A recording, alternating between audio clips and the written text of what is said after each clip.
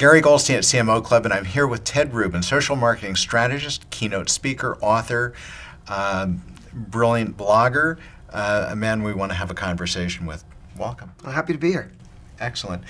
For all of those peers, those marketing heads of marketing, people leading big teams, or just colleagues who couldn't be here, would you share some golden nuggets or a piece of wisdom that you think is really au courant?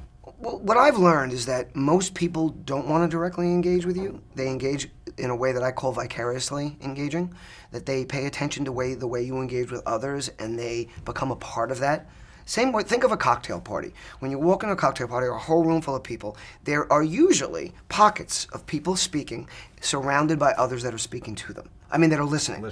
And they might jump in with a response or two, but normally there's maybe one or two people in that group who are really engaging the speaker. The rest are just paying attention and listening. And that's what I liken it to in social. And I hear a lot of, gurus and experts, and I love to say that I'm not a guru and I'm not an expert. I'm just a guy with opinions who's not afraid to try them out and then voice his feelings. And what I've heard a lot of them say is that if people aren't engaging, they're not worthwhile in social media. And I just think that's a bunch of baloney because they engage in their own way. No, if it satisfies and serves and it's relevant on any level, it's good. It's content. That's actually the best visual description because I'm a very visual guy.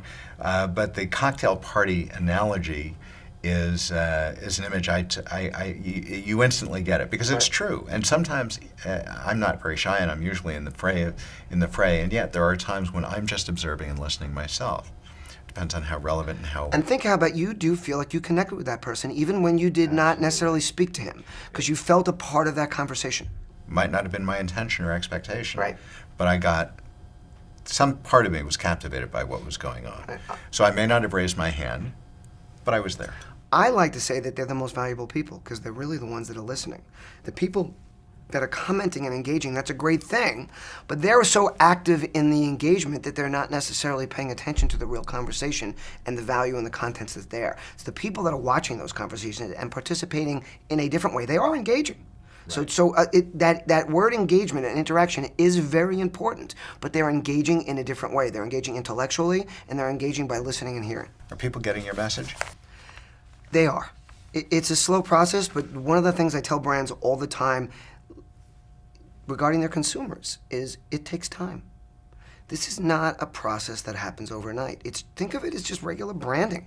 I didn't learn to say 2 all-beef patties, special sauce, lettuce, cheese, pickles, onions, and sesame bun when I saw one commercial from McDonald's. It was the repetition, it was the frequency, and it was the time it took for me to build that relationship with the brand, or when it absolutely positively has to be there. These companies knew that when they ran those ads back in the day, and still now, that people weren't going to pick it up immediately. But this immediacy, because of digital, has become very complicated, and making it very difficult for people to really understand the time it takes to build a relationship, to build true advocacy, to build trust. Trust takes time. I don't trust you because we sat here and had a quick conversation. I'll trust you after we go out a few times, or you respond to a few emails, or you help me out with something, and little by little that trust level increases. And as the trust level increases, my loyalty to you becomes more important and becomes deeper. And it's the same thing with brands and products.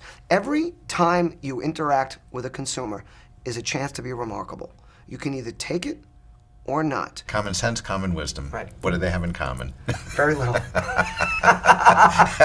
pleasure. It was a pleasure. Thank you very much. Ted.